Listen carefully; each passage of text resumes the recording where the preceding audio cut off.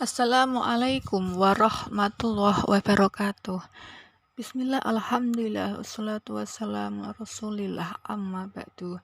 Alhamdulillah, berjumpa kembali dalam sejarah peradaban Islam. Adapun materi yang akan kita bahas pada pertemuan kali ini adalah kemajuan peradaban Islam masa Daulah Ayyubiyah. Bagian pertama, Daulah Baniyah adalah sebuah dinasti berulang Ahlus Sunnah yang berkuasa di Mesir, Suriah, sebagian Yaman, Irak, Makkah, Hijaz, dan Yarbakin. Dinasti Ayyubiyah didirikan oleh Salahuddin Yusuf Al-Ayyubi. Kenamaan Al-Ayyubiyah dinisbatkan kepada nama Al-Ayyubi kepada nama kakeknya yang bernama kakeknya Ayub. Nama besar dinasti ini diperoleh sejak Sultan Salahuddin Yusuf Al-Ayyubi berhasil mendirikan Kesultanan Bermadzhab Sunni atau Ahlus Sunnah menggantikan dinasti Bani Abbasiyah yang berfungsi di Mesir. Keruntuhan dinasti Bani Abbasiyah. Dinasti Bani Abbasiyah yang pernah mencapai puncak kejayaan dalam sejarah peradaban Islam pada masa pemerintahan Harun ar-Rasyid dan Al-Ma'mun mulai menampakkan kemunduran pada periode kedua kekhalifahan. Kekelemahan bidang politik dan pemerintahan menjadi salah satu penyebab utama dari keruntuhan dinasti Bani Abbasiyah. Hal ini disebabkan karena pada periode kedua pemerintahan dinasti Abbasiyah tidak mandiri dalam bidang politik dan pemerintahan. Lemahnya pemerintahan dinasti Abbasiyah ini dimanfaatkan oleh daulah-daulah kecil untuk melepaskan diri dari kekuasaan dinasti Abbasiyah. Di antaranya adalah Daulah Idrisiyah di Maroko, Daulah Aglabiyah di Indonesia, Daulah Tuluniyah di Mesir, Daulah Ihsidiyah, Daulah Hamdaniyah, dan Daulah Tohiriyah. Masing-masing pemerintahan tersebut memisahkan diri dari pemerintahan pusat dinasti Abbasiyah di Baghdad. Kemunduran dan kehancuran Bani Abbasiyah disebabkan oleh dua faktor, yaitu faktor internal dan eksternal. Faktor internal meliputi yang pertama lemahnya khalifah, yang kedua persaingan antar bangsa, dan ketiga kemerosotan ekonomi, dan keempat konflik keagamaan antara aliran Bezirah, Ahlus Sunnah, Zoroastrianisme, dan eksternal. Kehancuran dinasti Bani Abbasiyah yang pertama, terjadinya perang salib yang keberpanjangan. Yang kedua, ada serangan Mongol di bawah pimpinan Hulagu Khan. Berdirinya dinasti Bani Fatimiyah. Dinasti Fatimiyah adalah satu-satunya Syiah. Nama dinasti ini dinisbatkan oleh Fatimah Az-Zahra, putri Nabi Muhammad. Dinasti putri Nabi Muhammad didirikan Said bin Husain, keturunan Syiah Ismailiyah. Pendirian dinasti Fatimiyah tidak lepas dari peran pengikut yang bernama Abu Abdillah As-Asi. Setelah kaum Alawin atau keturunan Ali bin Abi Thalib mampu menaklukkan Daulah Aglabiyah di Indonesia, Maharah di Indonesia, maka dinasti Fatimiyah berdiri dengan khalifah pertama dengan ibu kota Khairwah di Indonesia pada tahun 358 Hijriah atau 969 Masehi. Panglima tentara Jauhar mampu merebut Mesir dari kekuasaan Ihsidiyah. Setelah menguasai Mesir, Panglima Jauhar al-Asri membangun sebuah kota yang megah diberi nama Al-Khairah atau Kairo sebagai ibu kota dinasti Fatimiyah. Secara keseluruhan, dinasti Fatimiyah berkuasa selama 255 tahun dengan khalifah pertama Ubaidillah Al-Mahdi dan khalifah terakhir Al-Adib Billah. Dinasti Fatimiyah mencapai puncak kejayaannya pada masa 5 Khalifah Abi Mansur yang berkuasa tahun 1975 sampai 976 Masehi.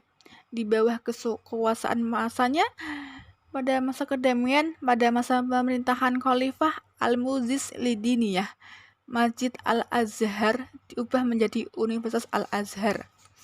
Terbentuknya dinasti Ayyubiyah. Daulah dinasti Bani Fatimiyah saat dipimpin oleh khalifah terakhir yaitu Khalifah Al-Adid Billah tahun 1960 sampai 1971 Masehi mengalami kemunduran dan pemerintahan yang lemah, keceklik penyerbuan dan tentara salib ke Mesir, dan adanya konflik internal dalam pemerintahan dinasti Bani Fatimiyah. Dalam kondisi Mesir yang seperti ini, seorang panglima bernama Al-Asub bin Sikin bersama keponakan Al-Yusuf ditugaskan oleh gubernur untuk datang ke Mesir,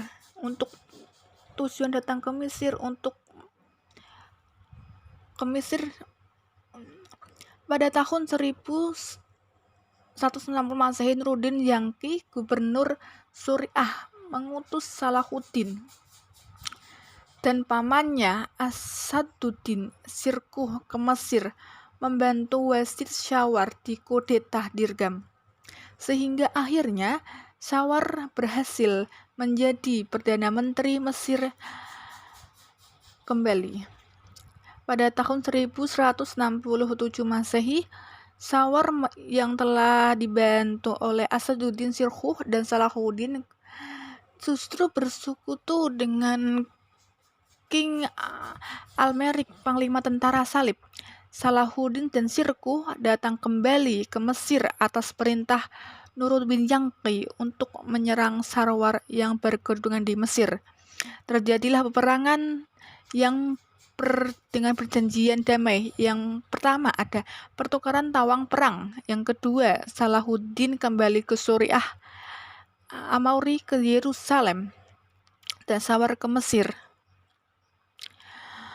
Pada tahun 1906 Masehi, Nuruddin mengutus kembali menyerang Muslim, berhasil mengalahkannya. Perdana Menteri Syawar justru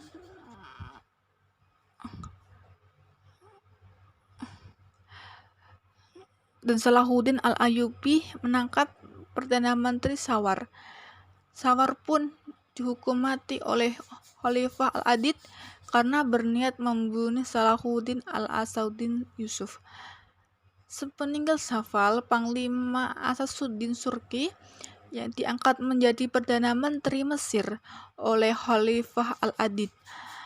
2 bulan kemudian Asaduddin Sirkuh wafat, sehingga digantikan oleh keponakannya Al-Ayyubi, bergelar Al-Malikun Nasir, yang bermakna penguasa yang bijaksana. Salahuddin Al-Ayyubi, karena kemenangannya, dan rakyat Mesir juga memiliki faham yang sama dengan Salahuddin yang beraliran Ahlus Sunnah wal Jamaah. Bertemu dengan wafatnya Khalifah Al-Adid, Salahuddin Al-Ayyubi memproklamasikan dinasti Ayyubiyah yang beraliran Ahlus Sunnah.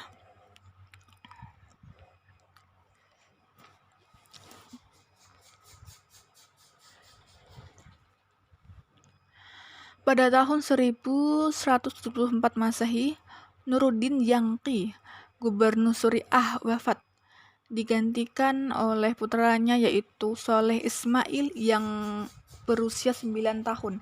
Pada tahun 1095 Masehi, Khalifah Abbasiyah Al-Mustadi yang berkuasa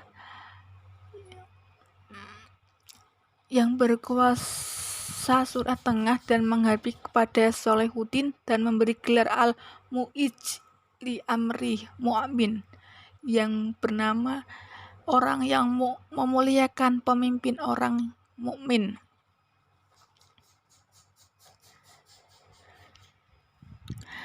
Tahun 1775 Masehi, Salahuddin Yusuf menjadi penguasa Mesir yang bergelar Sultan Muslim ya.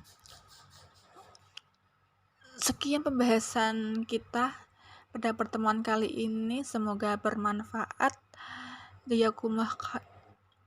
Semoga bermanfaat bagi kita semua. Wassalamualaikum warahmatullahi wabarakatuh.